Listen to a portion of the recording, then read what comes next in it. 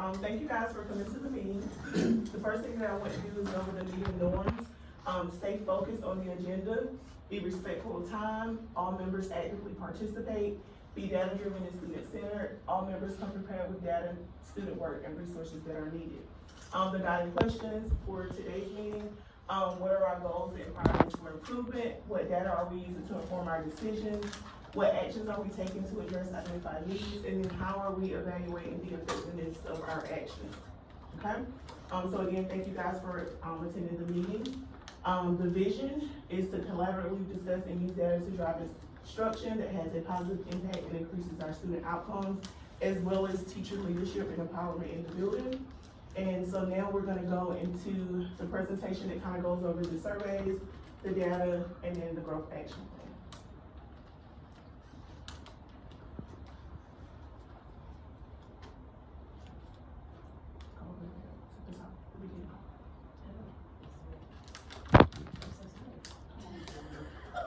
You got this, boy. You guys calm down.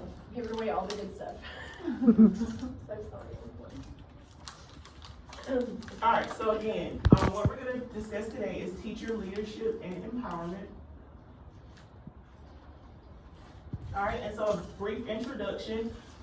Teachers need to feel empowered. They need to have a sense of self-efficacy in order to be motivated, which leads to better instruction in the classroom and better student learning outcomes.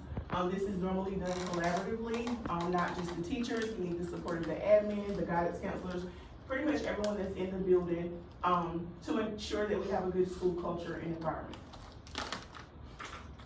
The best practices for teacher empowerment and leadership are building efficacy and empowerment, results-oriented professional development, recruitment, placement, and mentoring of school staff, approaches to and for evaluation of school staff, and then teacher leadership and decision-making.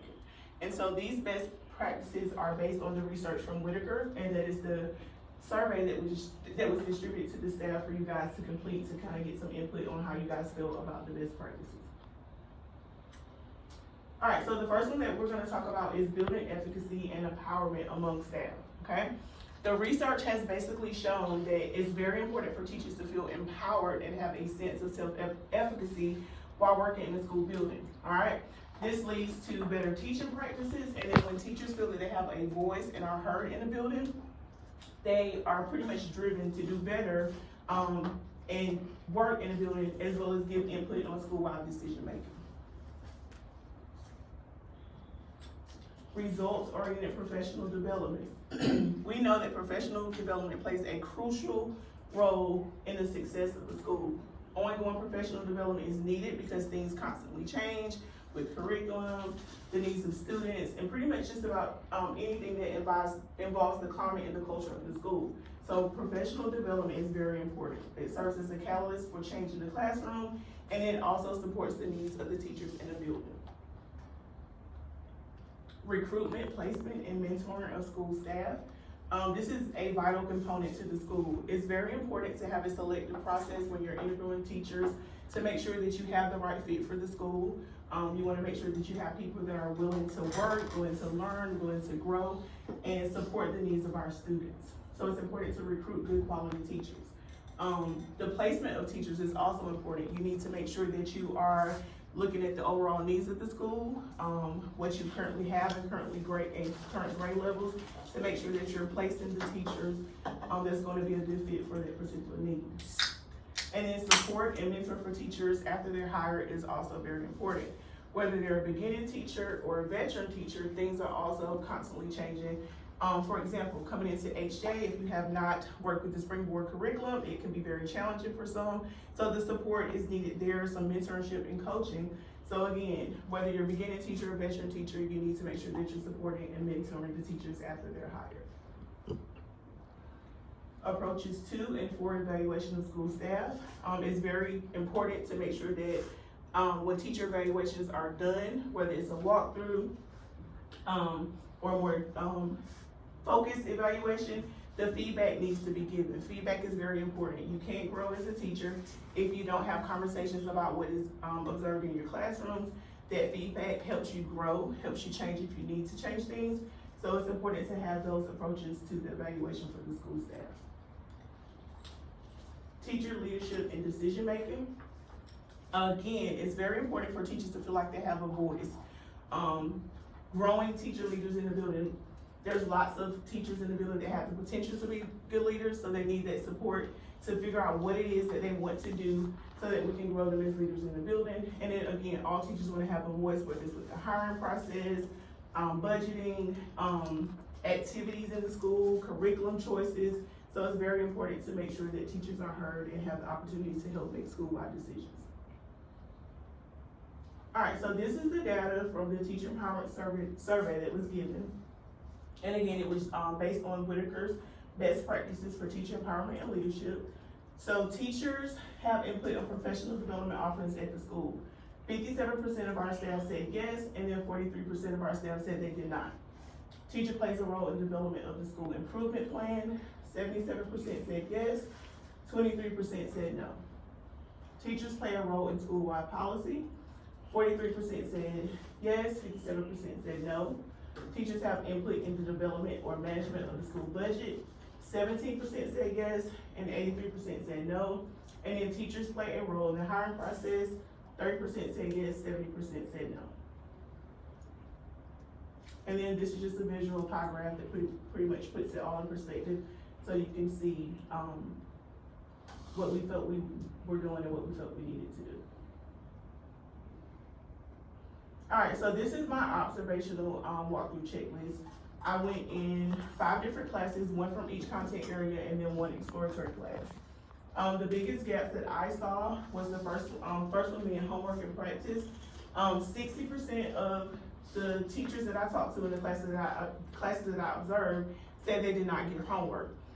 Reasons for not giving homework: students may not have the support that they needed at home for homework, may not have Wi-Fi, and just overloading kids with what they've already done in school. Many teachers pretty much said if they didn't finish it as a classwork assignment, then the expectation was for them to finish it as a homework assignment. So many of the classes did not assign homework. The other gap was identify similarities and differences, and so this basically is like using charts to compare and contrast, engaging in comparing, classifying, creating analogies. And so many of the best practices that the teachers used were fitting that particular lesson and may not have necessarily needed the use of charts and comparing and contrasting. One of the strengths was cooperative learning. Every class that I went in, there was some type of cooperative learning. The science class that I went in, they were taking a pre-test, so obviously there was no cooperative learning there. Another strength was the summarizing and note-taking, whether it was an interactive notebook, graphic organizers, the math class, they were just simply taking notes. There was a strength there. Many of the classes were using the summarizing and note-taking strategies based on the high yield strategies. All right, so the current gaps. Many of our teachers feel empowered in the classroom here at HJ, but they don't necessarily feel empowered outside of the classroom. Professional development, teacher input on development. Professional development opportunities are needed.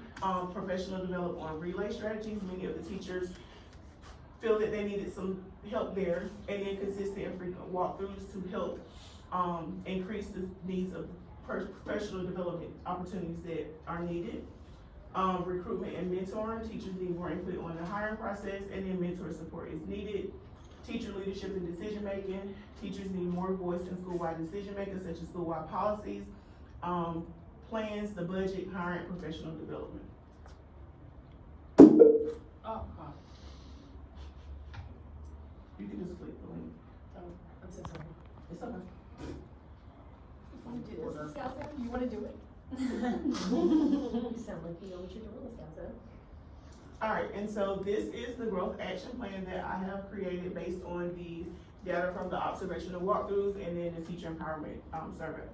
All right, so because teachers feel that they do not necessarily have a lot of input on the hiring and placement of teachers, we should establish a teacher interview committee. I felt that we should probably start working on that now, because we are going to get in the process of hiring teachers for next school year.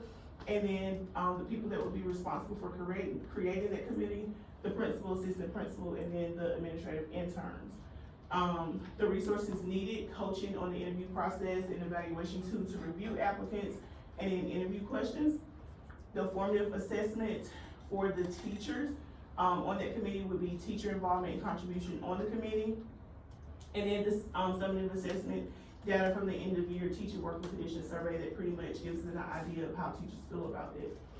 The goal is to have a 20% increase as a signifier, and then the indicator of success would also be a 25% increase on the teacher working condition survey. Another activity that I felt was needed is increase of classroom observation and walkthroughs to observe relay strategies and other strategies. Again, that's something that can be done now. The principal, assistant principals, and then administrative interns if needed. Obviously, a walkthrough checklist is needed, a walkthrough schedule to make sure that there's some consistency there.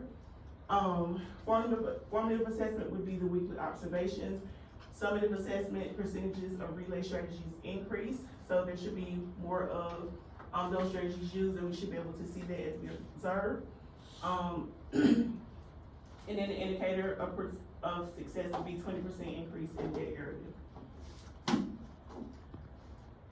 Another activity would be to re-administer the teacher empowerment survey that you guys took in March, maybe give it mid-year next year, just to kind of see if there's an increase in some of the areas that we currently have gaps in.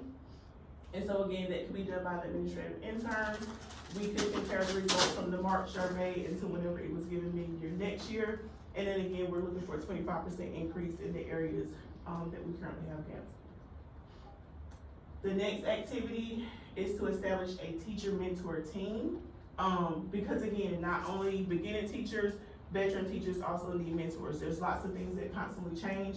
So if we can have just like some type of team that is created to have that support for the teachers, that would be created by the principal and assistant principals. Obviously, there would have to be some type of mentor training, support resources, and then again, it's looking for a 25% increase in that area as well. The next activity is to survey staff at the beginning of next school year, just to kind of figure out what the professional development needs are, because it kind of gives us an idea of what they truly need, so that we could probably work towards scheduling some in-house PDs. The interns could very well support with that. We would need some type of survey tool, and then we're looking for a 100% teacher input on that, so that we can really figure out what is needed for professional development here at HJ. And then the last activity is to create a budget committee.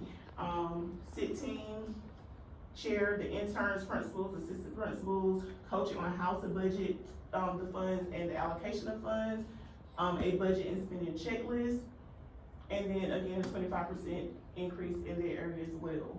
I know there's some stipulations with the budget. However, for when we just had the extra Title I funds and we were trying to figure out what to do with that, I feel like a committee would have helped. A committee in place would have beneficial to help with the spending of the funds.